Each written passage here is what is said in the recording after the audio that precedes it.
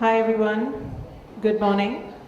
On behalf of the Goa Writers Group, I welcome our audience, all of you, and our speakers for our next session.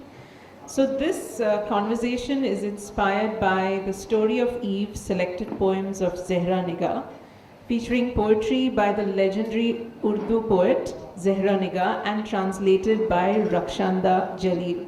We are thrilled to have Rakshanda Jalil here with us.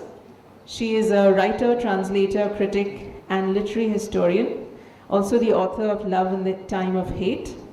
And today she is in conversation with poet and writer Annie Zaidi, author of City of Incident, Bread, Cement, Cactus, among others. Let's give a round of applause to them. Over to you both.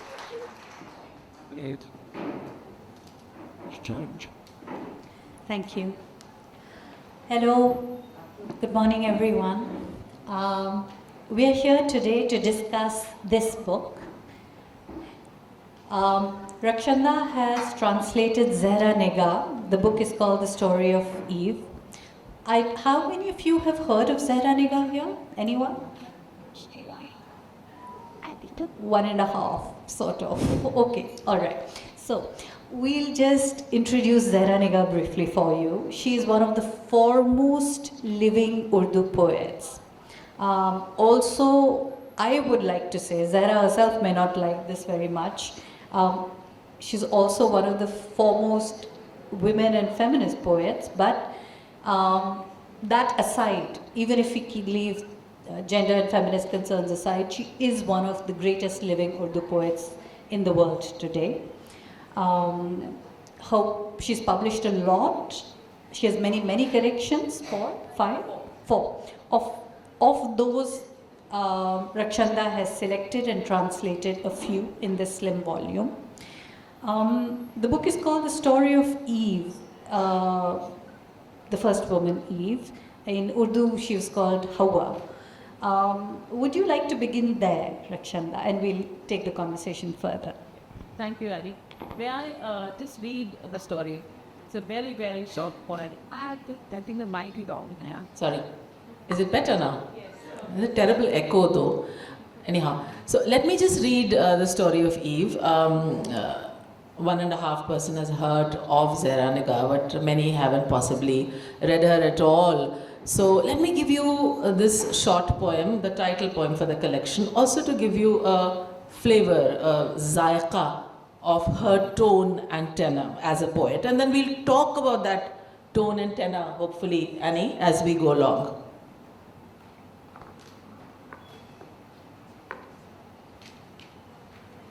I'm going to read the Urdu original and then the English, and it's short, so hopefully you should understand that. It's called हव्वा की कहानी. तुम्हें सेब खाने की तरकीब मैंने नहीं दी थी. वो गेहूं का दाना मेरी दस्तरस में नहीं था. मेरी सांप से दोस्ती भी नहीं थी. अगर दोस्ती थी किसी से, वो तुम थे. अगर कोई अच्छा लगा था, वो तुम थे. The story of Eve. I did not compel you to eat that apple, nor was that grain of wheat grown on my palm. And the serpent, he was no friend of mine. If I had a friend, it was you. If I loved someone, it was you. So this is Zehra Nigah. She doesn't believe, we'll talk about whether she's a feminist and all of that, but there is a dhimapan, a mildness to her lehja, and that has been consistent in a career spanning 60 years or so, maybe more, 70 years. She's in her late 80s, 70 years actually. She was just about 18 or so when she began coming on the mushaira circuit, and she has been a consistent presence in the world of Urdu poetry. But this tone has been her defining feature. It's a very interesting tone because she's a very non-confrontational poet. She comes off as non-confrontational even as she consistently writes about women, their issues, what they experience, and even of the violence that they confront in the world. She writes about it, and yet when you read the poem, you don't feel any rage coming off her. Maybe grief a little bit, but not rage. Even, for example, in the story of Eve, she doesn't even name Adam. She doesn't accuse him of blaming her for what he has done. So, is this something to do with her personality? I haven't met her, we haven't met her. Would you, as translator, comment on that?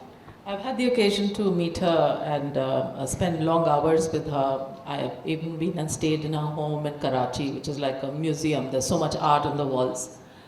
That aside, I think, okay, let me answer it like this. You're a poet, Annie. Ranjit sitting there is a poet. I'm sure there are other poets in this audience. I'm not a poet at all. I've translated some poetry. I don't know, and this question troubles me, to what extent is a poet's poetry a reflection of their character? If they are gentle people, must their poetry be gentle? If they are dhima people in their daily life, must their poetry reflect that dhimapan of tone? I don't know. You guys are better placed to answer this. For Zehra Nigah, I can say, because having spent time with her, having spoken to her, talked to her about these sort of things, in her case, to answer your question, I see her poetry as a reflection of her personality. She talks about various things, sometimes with glee. She loves to gossip, sometimes with a lot of nuance and subtlety, sometimes with just stepping back. But I've never seen get into a confrontation when she was younger, and many of her more sort of vibrant women poets were around her peers. I don't remember her getting into unseemly spats or arguments or anything. So in her case, clearly, I think she writes her poetry as she speaks. I don't know if this works for other poets. Ranjit, for example, I don't know if you would agree, or Annie, as a poet, you would agree. I cannot say. Zehra Appa, I can certainly say that is so.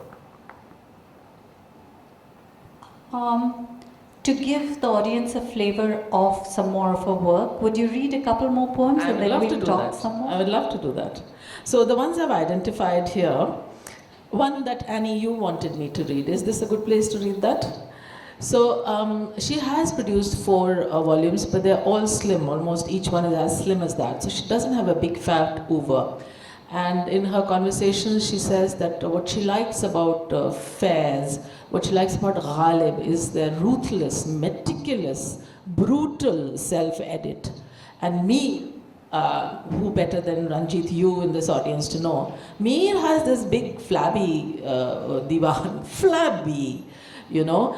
So she says that, you know, poets should be able to edit themselves. And if you don't have anything to say, don't say it. So here is a poem called Zehra ne bahut din se kuch bhi nahi likha hai. Zehra ne bahut din se kuch bhi nahi likha hai, halaki darin asna kya kuch nahi dekha hai. Par likhe to kya likhe, aur soche to kya soche. कुछ फिक्र भी मबहम है, कुछ हाथ लरसता है. ज़हरा ने बहुत दिन से कुछ भी नहीं लिखा है. And it goes on. I'm going to just read a couple of extracts in translation.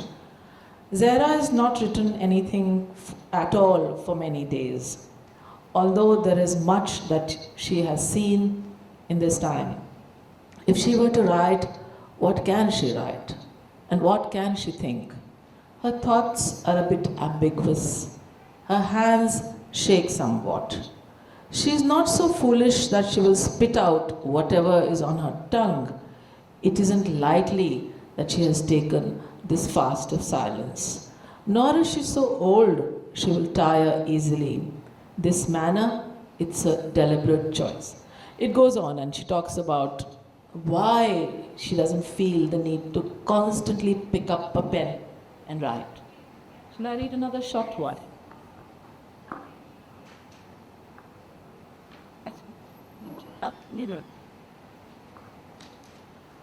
Okay. Now, you know, there was a bitter fratricidal war between East Pakistan and West Pakistan, and much of West Pakistan chose to adopt a kind of a vow of silence as though nothing ever happened. No atrocities were committed, no humanitarian crimes were committed by especially the West Pakistani army on the people of what is now Bangladesh. Zehra Appa is one of the few people who has commented on it obliquely without taking names. But here's a poem that is very pastoral. It has these gentle images, but it is a political poem. And I use this as an example to say that the femininity debate and feminism debate that has dogged Zehra Appa much of her working life. As she has evolved as a poet, she has taken up very political issues, but she's used a very feminine idiom. Look at this poem. It's very domestic. घर में एक औरत है, वो अपना तोते से भी बात कर रही है, बच्चे को खिला रही है, आटा गूंद रही है, दाल पका रही है, and then something happens. The poem is called भेजो नबीजी रहमतें. एक घर था, एक मैदान था, कुछ खेत थे, खलियान था, चलती सड़क भी साथ थी, वो घर में तन्हा तो न थी, हांडी थी चूल्हे पर चढ़ी, आटा गुंदा तैयार था, झूले में एक बच्चा भी था, पिंजरे में एक तोता भी था, और ताक पर कुरान था, जिस पर उसे ईमान था, चूल्हे को सुलगाती थी वो, बच्चे को बहलाती थी वो, तोते को सिखलाती थी वो, अच्छे मियाँ मिट्ठू कहो, भेजो नबी जी रहमतें, भेजो नबी जी बरकतें, आले नबी का वास्ता, आले नबी का वास्ता. एक दिन अचानक क्या हुआ, ठोकर से दरवाज़ा खुला, एक जानवर इंसानुमा पंजों को लहराता हुआ कमरे में आता ही गया, हर शय पे छाता ही गया. चादर जो सर से खिंच गई, कुरान का चेहरा ढक गया, रोटी तवे पर जल गई, हांडी उबल कर रह गई, बच्चे का झूला गिर गया, तोता फड़क कर चीख उठा, भेजो नबी जी बरकतें, भेजो नबी जी रहमतें, आले नबी का वास्ता, आले नबी का वास्ता. पर कोई आया ही नहीं. Now, this is a poem about the mass rapes that were committed in the homes of women in East Pakistan by the army of West Pakistan. No names are taken. So even if you don't know that this is about East Pakistan or West Pakistan, even if you don't know which part of the world this is located, I would imagine, and I'm not going to read the translation here because I think it's a fairly easy, simple words. I would imagine that you can understand that this Janwar insan numa who has come panja lehrata hua in this disturbing, disrupting this tranquil scene of domesticity. This is about women being attacked, molested, raped in their homes. And this is Zehra Appa. This is how she makes powerful political comments. There are other poems too, but let's go back to the conversation instead of it. Yeah, this poem, it's particularly powerful, and I didn't know, until you told me, I didn't know that this poem was written in the context of the conflict before 1971. When I read it as she might be writing about any village in this country or that country or any country. This happens all the time to women. And I find it very interesting because the images that she uses, it almost seems like a very subtle critique. Like when you tell women don't step out of their homes, but this is such a domestic scene. The Lakshman Rekha. Yeah, there is no kind of unrapeable woman because she is at home, there's a child, she's doing the atta, she's cooking, the tota is there. Yeah. She's even religious, because she's teaching the tota, Ale Nabi ka wasta, Ale Nabi ka wasta, etc. So she's ticking all the boxes. And there's a Quran in the... Yes. Everything for safety is there. Everything she should be doing, she's doing, and still this awful thing happens. So I think there's a larger critique also embedded in Yeah, this absolutely, absolutely. You're reading it very well. I mean, that is actually what this poem is saying at many levels. I I have a question though about the translation. You haven't read it, but I'll just read the title out of the translation.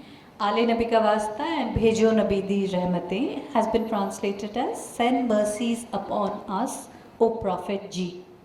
Now this, you used O Prophet G. You could have used Prophet Sir, Mr. Prophet, or just, or just Prophet.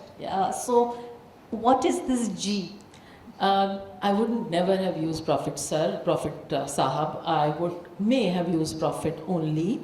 But I think the G I tagged on, A of course is there in the original, B, I think most people understand it. I mean, now with Amazon worldwide, this book is available worldwide.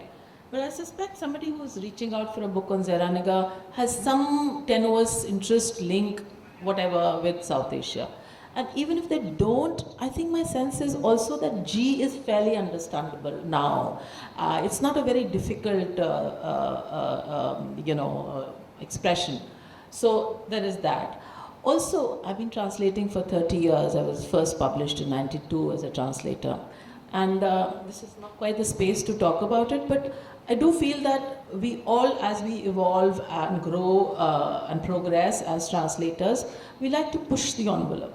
Awful American expression though it is, but I think you know what I mean. We want to take those risks and we want to see how far we can go. So in another context, let's say a prose of Intizar Hussain, I would use Khala Amma or Phuphi Jaan. I will not say aunt. I think it's too flat. If you don't know it, look up the glossary. Otherwise, from the context, understand that she's some kind of aunt. And it's not very important to know whether she's father's elder sister or mother's younger sister. The glossary will tell you that. But the context will reveal that she's some sort of aunt. Yeah? So why do we want to make things idiot-proof? As translators, why do we want to flatten out? We are blessed that in India we have all these languages, not just Urdu, but so many of these Indian languages have so many, terms for this relationship, that relationship. Why should we just use aunt for everything? So, I mean, that's a larger answer really about translation per se, but here I think the G kind of didn't trouble me very much. I'll just go further on the translation since we are on that. I want you to talk a little bit about the space from which you're translating and who you think you might be translating for. Like we were talking earlier and you said that in the early days, in the 90s, when people were translating Indian fiction, they would translate ghee as clarified butter and so on. And it's unnecessary. I mean, to us it feels unnecessary because we do read Western fiction, and when we read about a scone or a piece of toast, we don't try to clarify that as crisp chapati or fluffy something, So, so the imbalance of power maybe in publishing, and also about if you were to translate this for a completely Western audience, would that then change how you translate? Okay, two questions are here. So one, I started, my first book was published in '92, and there was, I think, Penguin opened shop in the '86 or thereabouts in India, and that's when the world of translations opened up. We had Tamas by Bhisham Sani, translated by Jay Ratan, and a whole bunch of. Before that, the translations we read were by Jayko and those others, Nani Dadi Ki Kahani and Panchtantra Tales. But with Penguin opening shop and all of these Indian texts and translations started coming. In Urdu and Hindi, there was a generation immediately before mine, Jay Ratan and others, who were, as you said, using words like clarified butter for ghee, or stringed bed for cot, unleavened flat bread for roti. And then 92, when I started, I said, no, there's certain things. I don't think this was a conscious decision. It just seemed very clumsy to say, unleavened white bread. So I said, I'm going to say roti, yaar. If they don't understand it, it's okay. So that's that. As time went along, I started taking more and more of these liberties.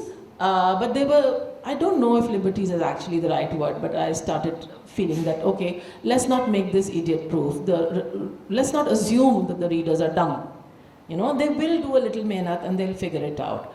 And then with time, I also started using footnotes. Again, not very conventional in translations, but in a text like a sprawling big text with many references, cultural references, literary references, which an Urdu reader would understand. Let's say Intizar Hussein's Aage Samandar Hai. I felt the need for translation, for footnotes. Now, you might say poetry in translation doesn't, but I love to use footnotes. Here, if Zehra Nigah is saying Karo Kari, which is honor killing and an exchange, brother and sister being married to another brother and sister, I want to use the Sindhi expression for it. And because I'm aware that an Indian reader may not understand this, I use a footnote. Somewhere else, she uses the niche of forgetfulness, a taq in which you place your memories. I want to give the audience that flavor of that taq and what it means. So I will use that as a footnote. I see that as a value addition. I don't see anything particularly wrong or bad with that. And do you think this might change if your style or your decisions? Let's say, and this did happen once. I was doing a workshop in London with a bunch of people who had some kind of a link with South Asia but didn't know Urdu too well, were not very much into the cultural whole, the allusions and metaphors. I think we were, as a class, as a workshop, doing things differently. I'm pretty certain of that. Let's say I was doing the same workshop in, let's say, Ashoka University, a very Tony sort of university in Delhi, the outskirts. But Ranjit, don't laugh. But even in that Tony University, I was assuming that this audience, kuch to janti hai, arey thoda to janti hai. So I would have translated it with them differently. So yeah, I mean, your readership. Listen, translation is an act of communication also. All writing is, and so is translation. So why do you want to be opaque when you can be transparent? So if there are certain things you need to tweak, then by all means tweak them. I'll come back to the question of Zehra Nigah as a poet and as a woman poet. I have read very little, but I have read some. So there's Parveen Shakir, who died unfortunately young. Otherwise, she was also one of in a road accident. Yeah. There is still Kishwar Naheed, Fahmida Riaz, who died recently. These are the poets of her generation, so to speak. Fahmida and Zehra Nigah would have been contemporaries. What makes Zehra Nigah's voice so different? She's different from all these others, and what separates her from her contemporaries? At the peak of her career, when there were very robust, you can call them peers, you can call them rivals, you can call them fellow poets, active and vigorous, Parveen Shakir, Fahmida Riaz, all from Pakistan, by the way, and Zehra Nigah, they were occupying, let's say, the same moment in time and space. Zehra Nigah was very different from them. It was her tone and tenor, her vocabulary. Not so much the choice of subjects, occasionally that too, but it was the tone and tenor. Parveen Shakir was different from others. She used her femininity as a literary tool. But Fahmida Riaz and Kishwar Naheed were bold. They talked about the body. They talked about bodily functions. Fahmida Riaz talks about a menstruating woman. I mean, Zehra Nigah would never talk about menstruation, for example, right? So it was the choice of words, it was the choice of themes. Fahmida Riaz is asking a lover, will you still love me when my body stops bleeding? Which means when I'm older. Zehra Nigah would never pose this question to a woman, to a lover. Would never. I can't even imagine having a conversation with her about this. Would she even pose the question, will you still love me? Would she do that? That I'm not sure. There's a poem here where she says, it's obviously addressed to a former lover, friend, beloved, somebody, where she says, let us meet with civility if our paths were to cross again. I mean, I'm putting it briefly, but she says, जिंदगी के किसी मोड़ पे अगर तुम और हम मिलें, तो हम ऐसे ना मिलें कि जैसे नाखून किसी चीज़ से स्क्रैप करता है तो वो एक अगली सी आवाज़ और एक अगली सी फीलिंग आती है. aisi wali, scrapey wali. Let's not have that scrapey encounter. Let's have a gentle meeting and let's move on. That's Zehra. Which then brings me to my next question about what made Zehra Nigah the way she is. She's a certain generation, but we were talking earlier about her appearance, what brought her to poetry, how she presented herself in public, and because there is a public persona and Yeah. the lines she will not cross. Yeah. Can we talk a bit about that? I don't know what made her the person she is, when what makes us who we are. It's a very specific, very individual question.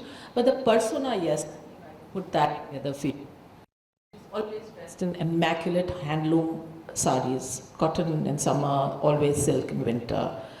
She's a person of a certain generation. No loud colors, no makeup, no jewelry, all of that. If you can imagine an Indira Gandhi sort of person transposed to a Mushaira stage, that's who she is. Just like that. She came to the stage when she was very young, 17, 18. Is the voice coming and going? Because the echo comes and goes. Like that. Okay. So when she was born in 1936, 48, the family moved from Hyderabad in our part of the India to Karachi, and she must have been 18 or so in 48 when 16, 18 when she began to read at Mushairas, recite at Mushairas, and she's told me and others too in interviews that she would do that because Mushairas paid their poets very well to read on stage, and the family, newly displaced, needed that money. So she cultivated a demeanor, a persona very early on, which was demure, a public persona. Possibly because there were no performing poets. She was among the first women to read from a stage. So I think she said, "मैं शलवार कमीज पहनती थी, मैं अपना sir दुपट्टे से ढकती थी," and normally she doesn't cover her head. I think she needed to do that. This I hear from a lot of women. I'm digressing, women in the Aligarh Muslim University Students' Union have told me, we cover our head because we want place on the table. And if covering my head brings me here, I'm going to do it. So maybe Zehra Nigah felt that demureness was, I don't know, I'm assuming this, that demureness that we see through her poetic career, her public life, I think it's something that she cultivated early on because she wanted that. And if that's what it took, then that's what she would do. People who came immediately after her didn't need it as a device, as a tool.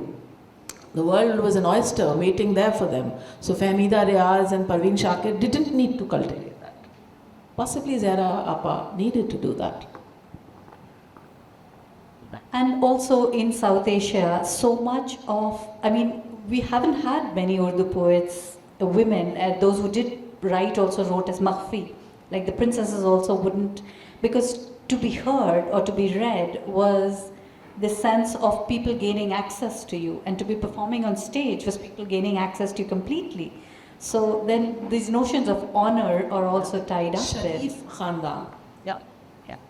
And you said that then she didn't also perform for a while after she got married? Yeah, well, yes, she did perform on stage as a poet, and then she had a long sort of hiatus away from the public space. Her husband was posted abroad, she lived overseas, and she continued to write. She continued to be a thinking person at the fringes of various literary activities. There are these lovely videos of her available online, should you want to see, of her interviewing people. And because she brought with her a wealth of learning, reading, sort of introspection, she was fabulous as an interviewer. I've seen some of those clips from the early PTV days. She's in conversation with various people, and she's invited to the PTV studios to be in conversation with the who's who of the literary world. And she does it with so much finesse, because all of that distilled wisdom is there, you know. So I don't think she kind of took a break, but she chose to step away, in which it's not like she became a blank canvas. She continued to think, to continue to maybe gestate, I don't know. Would you read a few more of her poems before we? Yeah. Do we have time?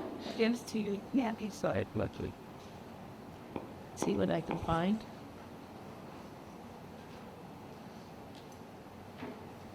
Okay, this is a very nice one, and actually the very first poem, years and years ago, I'd gone to interview her for the Hindu. We did a nice, long, leisurely interview. The Hindu used to allow those long ones, now it doesn't. And this is the first poem that I translated actually for the interview, so I'm talking about 20 odd years ago. And I used it as a kind of entry into the interview. In Urdu, it's called Samjhauta. मुलायम गर्म समझौते की चादर, ये चादर मैंने बरसों में बुनी है। कहीं भी सच के गुलबूटे नहीं हैं, किसी भी झूठ का टांका नहीं है। इसी में मैं भी तन ढक लूँगी अपना, इसी से तुम भी आसूदा रहोगे। न खुश होगे न पज़मुर्दा रहोगे, इसी को तान कर बन जाएगा घर। बिछा लेंगे तो खिल उठेगा आंगन, उठा लेंगे तो गिर जाएगा चिलमन। Compromise. Warm and soft, this blanket of compromise. It has taken me years to weave it. No flowers of truth embellish it. Not a stitch of falsehood betrays it. It will do to cover our body, and it will keep you satisfied, although it will bring you neither joy nor sadness. Stretched overhead, it will make us a home. Spread beneath us, it will brighten up our courtyard. When we drop it, the screen will fall. So this is Zehra. She talks about this is a much quoted, much talked about poem in the Urdu world, Samjhauta. So it's about the compulsions of being a woman, just as the story of Eve in fact is. And this is a subject she sort of circles around in different ways, in different degrees. She talks about the compromises of domesticity, of being a mother, wife, this and that, and the compartmentalization of औरत बढ़ जाती है हिस्सों में, you know. So she talks of all of those. Another Very fun now. What about with Annie Zaidi? That's nice to have a great fest. Okay, we haven't had any, we've only been talking about her nazms. You know the difference between a nazm and a ghazal. Nazm is a poem which need not have any kind of rhyme scheme. A ghazal has sher, 2 lines, with a rhyme scheme which runs through it. So far we've only talked about her nazms, and she began writing nazms very late in her career. As a young woman at the Mushaira circuit, she was known as a ghazal go, a writer of the ghazal. It is only with time that she began to use the nazm to talk about more political subjects, you know. But essentially she built her reputation as the writer of the ghazal in the high classical register. So let me read a ghazal, not all of it, a couple of sher only. एक के घर की खिदमत की और एक से दिल से मोहब्बत की, दोनों फ़र्ज़ निभाकर उसने सारी उम्र इबादत की. Again, this circles back to the idea of compromise that we heard in Samjhauta. She served in the house of one and loved the other with all her heart. She fulfilled both her duties and spent her life in prayer. I'll read a couple more from the same ghazal, but maybe this time without the translations, because I think this particular ghazal is easy. Daste talab kuch aur बढ़ाते. Oh no, this is a difficult one. Let's see if I can find an easy. एक दो राहा ऐसा आया, दोनों टूट के गिर जाते. एक दो राहा ऐसा आया, दोनों टूट के गिर जाते. बच्चों के हाथों ने संभाला, बुढ़ों ने ही हिफाजत की.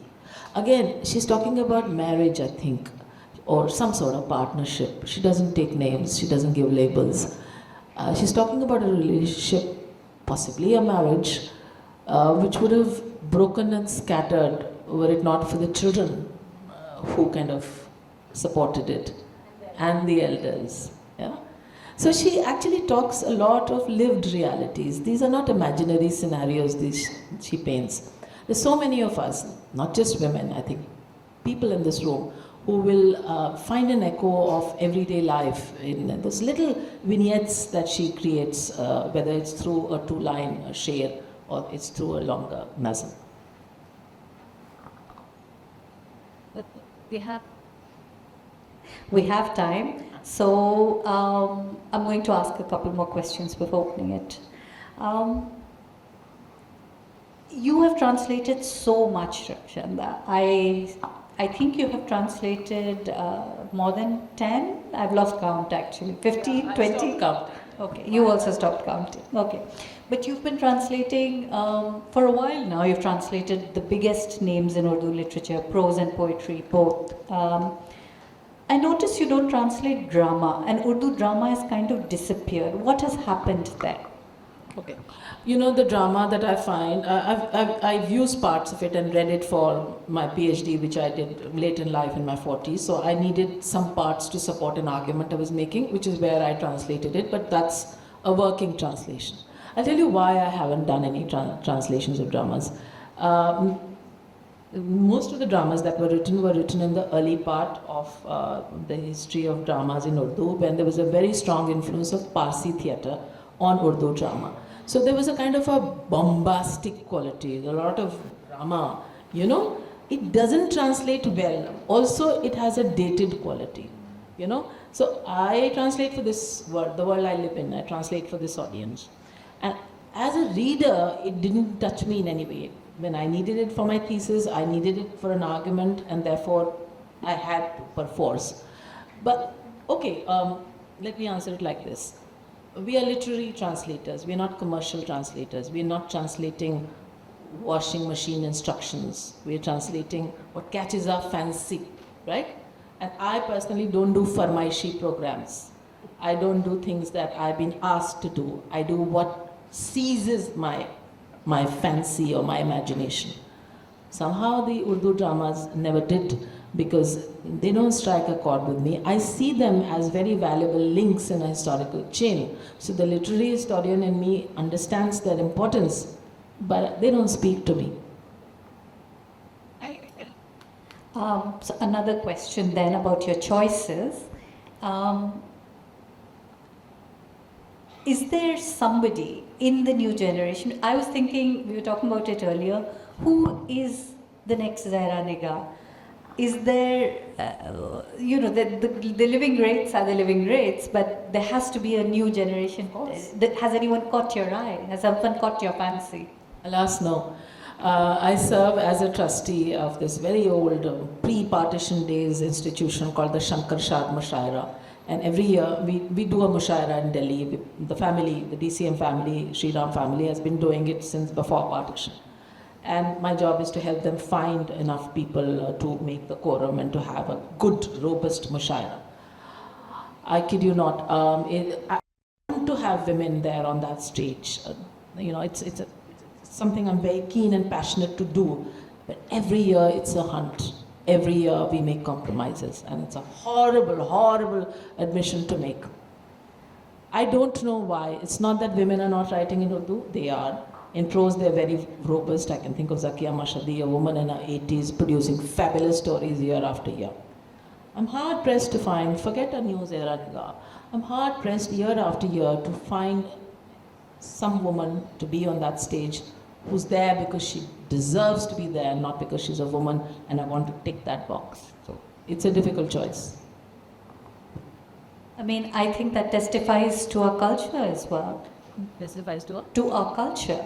Because it is hard to believe that there are women out there who are educated and not writing, but perhaps there is something holding them back from coming forward.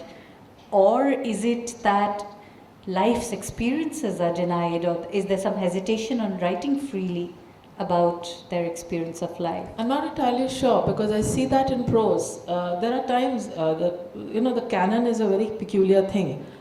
For the partition, there's fabulous prose, but there isn't, I'm talking about Urdu, there's fabulous Urdu fiction on 47, but there isn't a comparable Urdu poetry on on partition.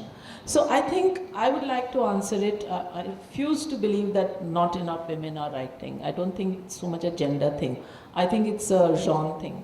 For some reason which I don't understand and which I grapple with year after year after year, there is good work happening by women in Urdu fiction, memoir, travel writing. But there isn't a commensurate brilliance in poetry. I don't know why.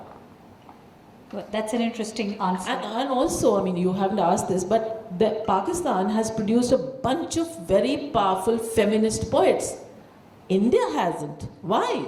It makes no. I mean, we're not talking Lalande and that generation, you know, Ranjit. I mean, that was, of course, powerful poetry at that point and very powerful in that. But now, I can't think of a single powerful feminist poet. I think they're all writing in English. Yeah, I'm talking about Urdu. Why has Urdu not produced? Why is that? You know? That is an interesting Urdu, question. Annie switched to Urdu. You know, we hardly learned the script. As an adult, I've learned the script, so I cannot say that. But this is something to think about. It is something What has that happened? you should go back home with and Yeah. wonder and ask yourselves and ask your friends, why is that happening? Is there a rupture somewhere in the lineage of poetry? Yeah, great. I'm going to open it up while we still have time. I have plenty of questions and we can read some more, but if there are questions, oh, hands up already, okay. Is there a floating mic or Get on already. This one lady here, one lady? Let me take one. and there's the well, there's Oh. so there's a five for us. बहुत बहुत शुक्रिया इस session के लिए। राशिद जहां जी का एक नाम आता है जो इंडियन पीपल्स थिएटर एसोसिएशन से इप्टा से भी जुड़ी रही हैं। सो आप फेमिनिस्ट राइटिंग की बात कर रही थी और आप प्लेज के बारे में आपने कहा कि आपने तो फिर उनके कुछ ट्रांसलेशंस हुए हाँ, हैं वो मैंने किए हैं एक आध, बट वो नाटक नहीं है, वो मंच के नाटक नहीं है. She was writing for All India Radio and other things. तो वो जो मंच की requirement, you write, and she has indeed written and she was involve with IPTA, founder member of PWA, founder member of IPTA, writing for radio plays as they were called then. But वो एक है, उसमें ideology override करती है craft. आपको जब नाटक चाहिए, मंच का नाटक चाहिए, तो वो ड्रामा का एलिमेंट चाहिए. I am sorry, even Rashid जहाँ whom I adore, I've written a whole book on her, she's my sort of hero, but I don't see that dramatic quality in her plays. I'm sorry. लेकिन historically speaking उनका जो भी काम है क्योंकि उस समय बहुत कम औरतें बिल्कुल बिल्कुल, हिस्टोरिकली तो मैं कह ही रही हूँ कि हमें उर्दू ड्रामा को पढ़ने की ज़रूरत है, क्योंकि वो एक लिंक है लिटरेचर के एवोल्यूशन का. ऑफ कोर्स रशीद जहाँ की एक हिस्टोरिकल इम्पोर्टेंस है, बट मैं उनको बहुत बड़ा ड्रामेटिस्ट नहीं मान सकती हूँ. क्राफ्ट नहीं है. If I can add to that, Rashid Jahan and many women of her generation जो लिख रही थी, इसमत चुगताई वगैरह, उनकी कहानियाँ Rashid, sorry to interrupt. Even Ismat has written a play called Dhani Baake, but वो क्राफ्ट नहीं है जो ड्रामा की रिक्वायरमेंट है. Sorry. लेकिन उनकी शॉर्ट स्टोरीज जो हैं, अफसाने जो हैं, वो बड़े ड्रामेटिक हैं.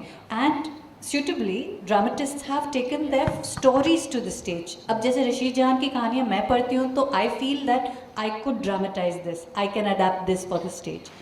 But the dramas themselves, there might be something a bit off about them. Ismat's short stories have been beautifully dramatized by Nasiruddin Shah and his group.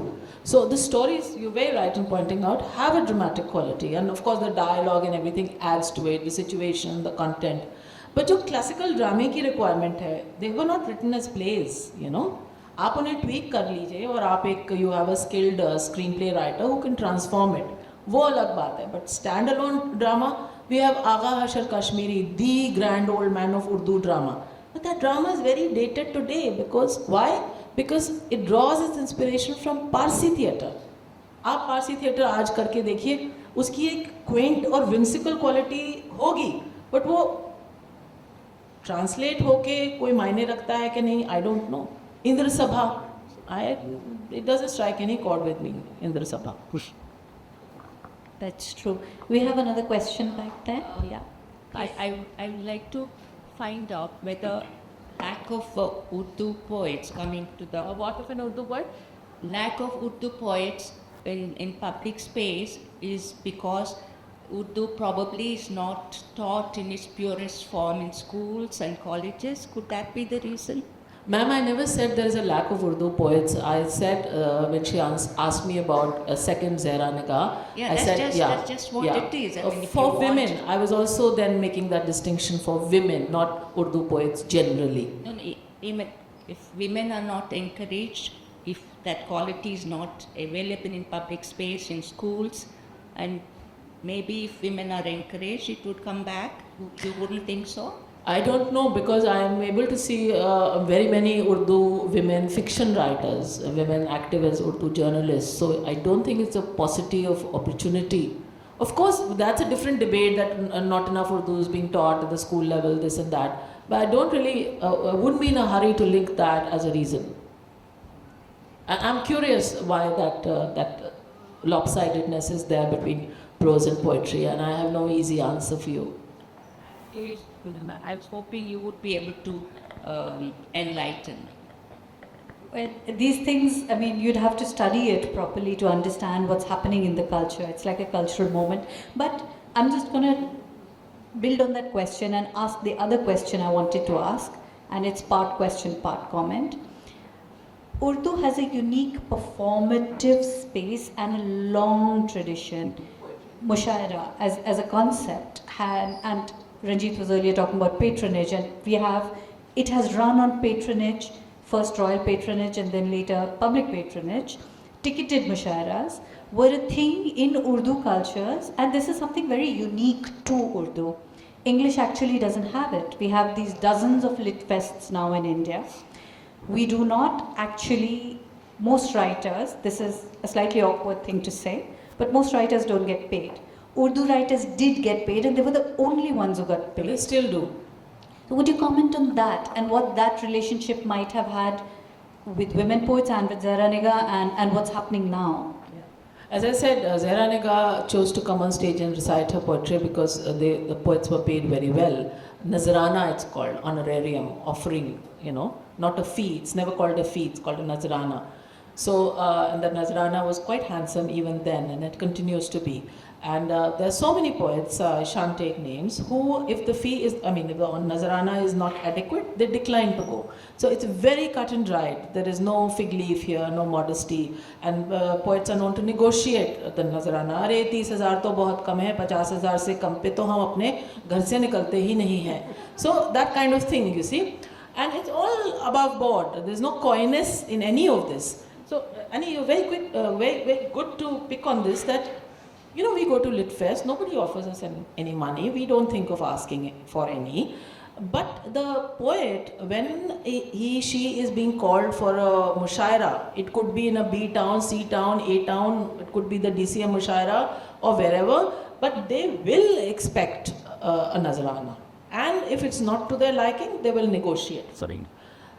Not so in Urdu publishing, oddly enough, which is very strange. I know award-winning, Sahitya Academy award-winning fiction writers who will pay to get their next novel after that big award published. They will pay from their own pockets.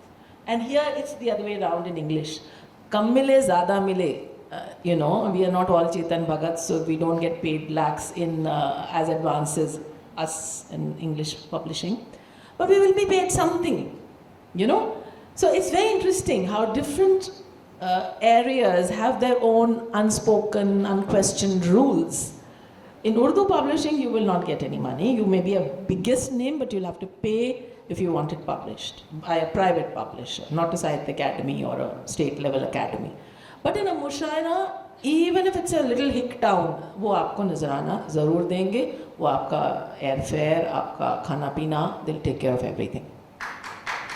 Yeah, I know. I heard this very strange story about a guy who very politely declined an invitation somewhere saying, मैं बड़ा महंगा शायर हूँ. Again, since we are not taking names, another shair said to me, घोड़ा घास से मुँह चुराएगा तो क्या खाएगा? Okay, I see a hand back there. There. Hello. Mine is just an addition to what has been said so far. Actually, we can't see you. What's the other one? And this. I just want to add to this. Anita Desai in custody brings out a very strange predicament actually between Urdu and Hindi. You know, initially when I was teaching this novel, it was before the NEP syllabus came about. I had to do a lot of research. I was finding it very dry. But having listened to you, ma'am, you know, I realized that now I can understand this great jagda probably taking place in Delhi between Hindi and Urdu. You know, now he's a professor who's supposed to be teaching Hindi, but he's his inclinations are towards Hindi. You know, so this kind of a predicament. So I think the lady sitting next to me had this question. Maybe if Urdu was taught in schools as an option, I think now you still can take Urdu in schools, but you will have to find your own teacher. Now, why is that so? You know, it's a system, it exposes the lacuna in a system where if a student wants Urdu, desires to learn it, you have to find your own teacher. Matlab, how are you going to find it? Why can't the school do something? I think that was what she wanted So to say. there is a 3-language formula, 6th, 7th, 8th in middle school. Schools are required to offer third language. In paper it still exists, but more often than not, the third language is, the default option is Sanskrit. I went to a school where they implemented the 3-language formula. It's a different matter that they refused to hire an Urdu teacher. So Mr. Bhasin, who was our transport in charge and who pronounced alif as alaf, was actually my Urdu teacher.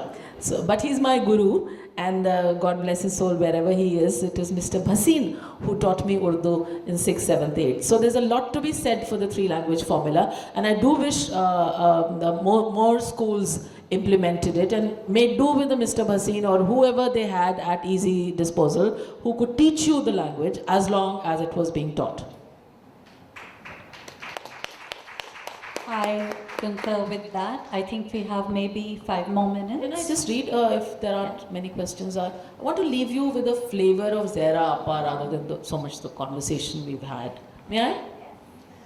So Pakistan has had a very skewed, why just Pakistan, this South Asia has had a very skewed gender ratio, and of course there's female feticide, there's children being killed soon after birth and so on. So I'll read a poem called Main Bach Gayi Maa, Main Bach Gayi Maa. It's a lament of an unborn child, girl child. Main bach gayi maa, main bach gayi maa. Tere kacche lahu ki mehndi, mere por por mein rach gayi maa. Main bach gayi maa. घर मेरे नक्श उभर आते, वो फिर भी लहू से भर जाते. मेरी आँखें रोशन हो जाती, तेजाब का लग जाता. सट्टे वट्टे में बट जाती, बेकारी काम आती. हर ख्वाब अधूरा रह जाता. मेरा कद जो थोड़ा सा बढ़ता, मेरे बाप का कद छोटा पड़ता. मेरी चुनरी सर से ढलक जाती, मेरे भाई की पगड़ी गिर जाती. तेरी लोरी सुनने से पहले अपनी नींद में सो गई माँ. अनजान नगर से आई थी, अनजान नगर में खो गई माँ. मैं बच गई माँ, मैं बच गई माँ. It's a fantastic poem. It gives me goosebumps. She's saying "मैं बच गई" when actually, I mean, she's never had a life. So, yeah, we have only a couple more minutes left. So I can either have one last question or we can read one more. Can I just point out, while I don't plan to read the translation at all, satte vatte, bekari, these are all Sindhi words. You know, satta vatta is the exchange marriages, bekari is karokari, and all of that. So I used them in English. I called them that satta vatta, but I used an asterisk and then used it as a footnote. So we were talking about translation and the liberties, the decisions that you take. And I'm lucky to have a translator, a publisher such as Ravi of Speaking Tiger, who was entirely with me and who didn't seem to mind that we were using this many italicized words or this many footnotes. It was fine with him. One more poem. One more. One. Okay, see what I mean? Yes. Yeah. Is the short way to read the verse? I'll leave one more One more time? Okay. Some people near Mr. Vince or Okay. shop. हवा की कहानी। तुम्हें सेब खाने की तरकीब मैंने नहीं दी थी, वो गेहूं का दाना मेरी दस्तरस में नहीं था, मेरी सांप से दोस्ती भी नहीं थी, अगर दोस्ती थी किसी से वो तुम थे, अगर कोई अच्छा लगा था वो तुम थे। So I will ask one last thing based on this poem. It's the title poem. So we were talking also about cultural understanding. So we have all heard about Eva eating the apple. The Gehu ka dana reference even I don't understand. So how do you translate that, and could you tell the audience what that reference is about? Gehu ka dana is a biblical text. It's a biblical reference. She doesn't go into too many details. I think she wants to leave it unsaid. So I think the biblical story and the Quranic story differ in so much that in the Quran and the related Quranic references to Havva, it's not apple. I don't know who decided at what point that it was apple. I doubt if the apple actually grows wherever the Garden of Eden was. So we don't know, you know. So I think these allusions and metaphors over years have grown, and there are different geographical variations, you know, to it in terms of flora and fauna and botany of the paradisal gardens. Do we have time? Shall I read Sunahed? All right. Buy the book, please.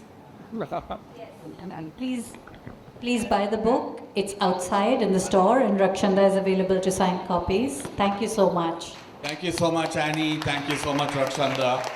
Both wonderful authors. Please, their books are available. Rakshanda particularly is a national treasure. Thank you so much for being here, Rakshanda. She's on her way to the airport. So is Annie. Thank you so much for being here.